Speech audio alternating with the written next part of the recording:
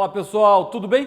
Vamos falar sobre o comércio externo na Europa Ocidental. Vamos entender quais são os fatores, quais são as vantagens e desvantagens que a Europa acabou se desenvolvendo ao longo do tempo para gerar aí esse comércio com diversos pontos do planeta. Vale lembrar que em todo o processo histórico, onde nós temos aí desde o processo da Guerra Fria, onde na geografia entendemos como um mundo bipolar, aquela época em que o planeta estava organizado em duas formas de poder e duas grandes superpotências, os Estados Unidos e a União Soviética, eles tinham então aí uma estrutura não só militar como econômica também organizada. Quando há então a queda do regime da União Soviética, então o mundo deixa de ser bipolar e passa a ser unimultipolar.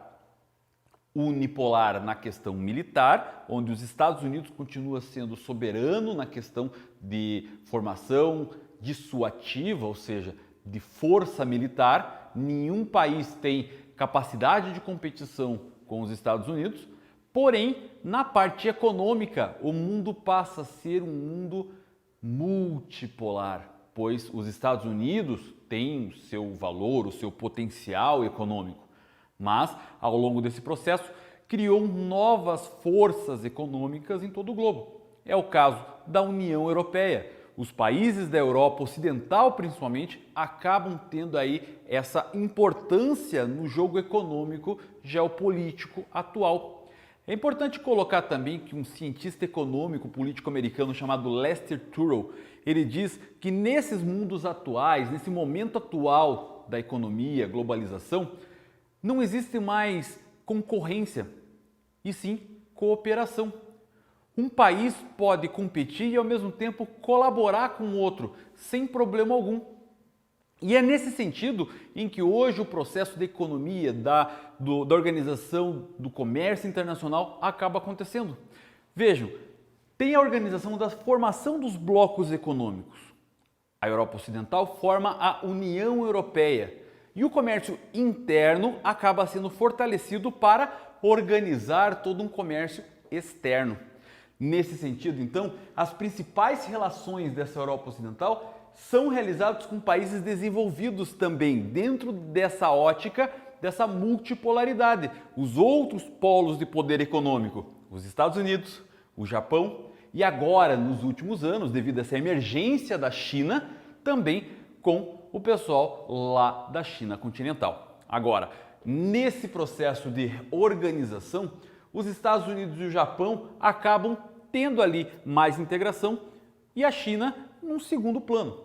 Há uma reestruturação nesse sentido. As discussões comerciais entre os blocos econômicos estão também acontecendo ao longo de um processo e isso faz com que melhore cada vez mais aí a relação e facilitação também dessa compra e venda, importação e exportação de diversos produtos. Os Estados Unidos, com o seu bloco interno, o NAFTA, composto também por Canadá e México, o Japão organizando a ASEAN, que é a Associação ali de Livre Comércio de Países do Pacífico e da Ásia, e também a China, organizada com uma grande potência, que não tem necessariamente um bloco, mas uma influência muito forte devido à sua emergência econômica com diversos países do planeta. Assim, toda essa organização de desenvolvimento econômico, ela passa da competição também para a colaboração econômica. Diversas multinacionais, também chamadas de transnacionais, que são empresas de um determinado país que acabam se instalando em outros para pegar aquilo que tem de bom em determinados espaços geográficos, acabam sendo instalados em outros lugares. Não é à toa que existem empresas norte-americanas no território da União Soviética, antiga União Soviética, por exemplo, ou, por exemplo, empresas aí japonesas na Europa Ocidental, ou mesmo indústrias chinesas na América Latina ou no próprio NAFTA.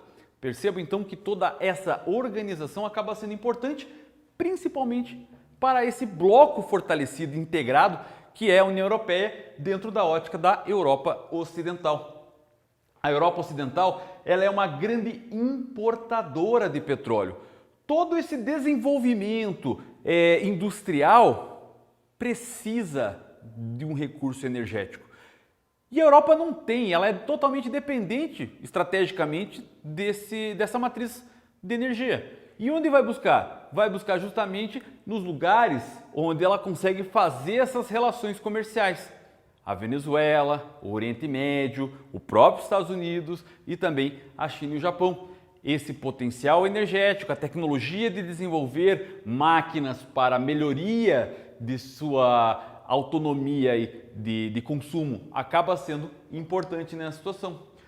Uma outra coisa que acaba sendo importante, que acaba integrando a União Europeia nesse processo todo, vai ser justamente a sua forma de escoamento de produção.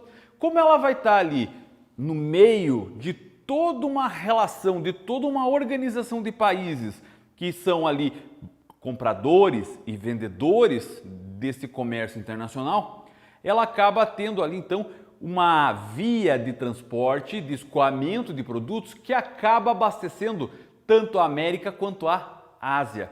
Dessa maneira então, a Europa consegue organizar a sua economia e fazer essa relação de importação e exportação por via da sua principal região de desenvolvimento aí da escoamento industrial, que é a região do Sena, do rio Reno e do rio Danúbio. Toda uma rede de rios que acabam fazendo com que as áreas industriais próximas deles acabam indo direto ao porto de Roterdã, na Holanda. O porto de Roterdã, o principal porto em movimentação do mundo, acaba sendo responsável por levar toda a tecnologia e todos os produtos industrializados saindo da Europa e, consequentemente, as matérias-primas e outras tecnologias necessárias à comunidade europeia. Assim, essa relação de simbiose e ao mesmo tempo competição econômica acaba gerando todo um processo de desenvolvimento, fazendo da Europa essa integração formada aí pela União Europeia algo extremamente importante para o desenvolvimento de grandes países, como a Alemanha, como a França, como a Inglaterra, a Itália e diversos outros. Ainda nessa parte de infraestrutura, nós vamos ter então a ligação de diversos modais de transporte, a hidrovia, a ferrovia e também a aerovia. Essas relações então de transporte muito ágeis, os trens de grande velocidade, as grandes formas de composição de carga que acabam sendo mandadas, acaba gerando aí uma agilidade muito forte nesse processo produtivo da Europa Ocidental.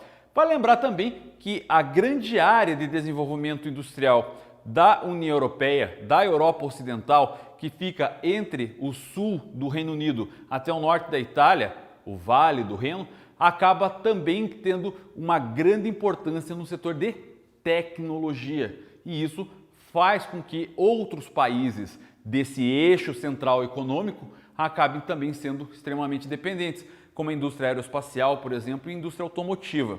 Isso acaba sendo importante para a produção agrária, para a produção industrial e também para essa relação de transportes. Outros países fora desse eixo econômico, como é o caso do Sudeste Asiático, a Oceania e a América Latina, também são muito parceiros econômicos da União Europeia. Recentemente, existe aí uma preocupação do Mercosul, o bloco dos países aí da América do Sul, nessa situação de integração econômica, fazer uma integração entre blocos com a União Europeia, de modo a facilitar, a gerar aí uma nova união aduaneira, onde temos diminuição de impostos para entrada e saída de determinados produtos. A União Europeia já se estabeleceu como uma grande economia interligadora do planeta. E dessa maneira, ela vai continuar crescendo e se desenvolvendo justamente nessa ideia de competir e ao mesmo tempo colaborar com outras regiões. Eu espero que você tenha entendido aí como é que funciona o comércio externo da Europa Ocidental. Eu vou ficando por aqui desejando a você um ótimo momento de estudos. Muito obrigado por ter assistido essa aula e tchau, tchau!